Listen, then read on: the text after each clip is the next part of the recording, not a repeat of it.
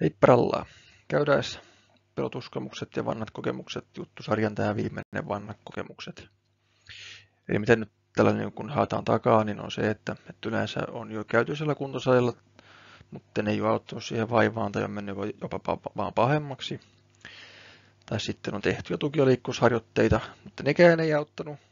Ehkä on ollut jotain kumminauhan jumppaa siellä muun muassa mukana. Tai sitten on saanut semmoisia harjoitteita, että niitä ei ollutkaan mukava tehdä. Tai niitä ei sitten enää osannut tehdä itsenäisesti, kun olisi pitänyt ruveta tekemään näitä. Niin miten TLV tuo tähän tilalle? Niin mikä näitä kaikkia on oikeasti yhdistää, on se yksilöllisyys kautta asiakaslähteisyys. Eli mitä siellä on tehty siellä kuntosalilla, että ne harjoitteet ei ole auttanut? Onko ne ollut siihen asiaan oikeasti sopivia? Ja samahan liittyy sitten tuo tuki- ja liikkuvuusharjoitteet, että mitä tukiharjoitteita on tehty, onko ne sopinut siihen tilanteeseen. Ja onko liikkuvuusharjoitteet saatu toteutettua niin, että ne on oikeasti auttanut siihen liikkuvuuteen. Esimerkiksi vaikka lonkan koukista ja venytys mennään siihen toispolviseisontaan ja lähdetään sitten viemään painoa eteenpäin, niin jos se kireä lonkan koukista ja vie sen lantio sinne eteen, niin ei se enää lähde sitä lonkan koukista hirveästi mihinkään suuntaan venyttämään, koska se lantio kompensoi sen kireyden, jos ei meillä ole siellä pakarat keskivartalo kääntämässä sitä lantiokoria suoraksi.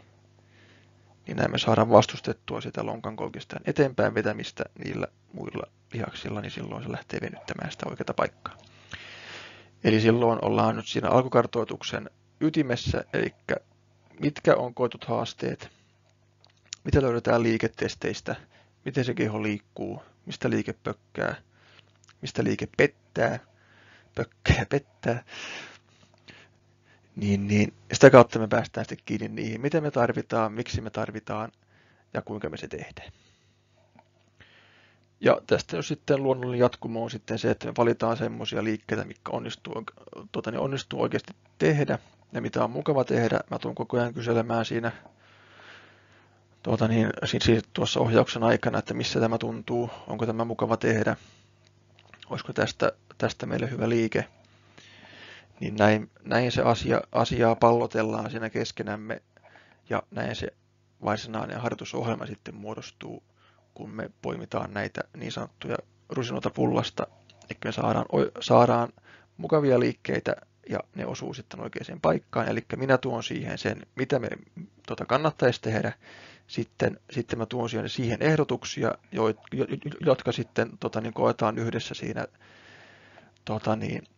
tehdään niitä liikkeitä yhdessä ja sitten todetaan, että onko tästä nyt sitten tähän meidän tilanteeseen hyvä liike.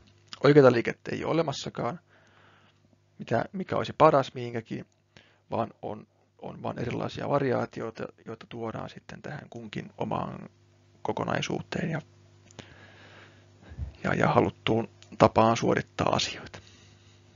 Näin.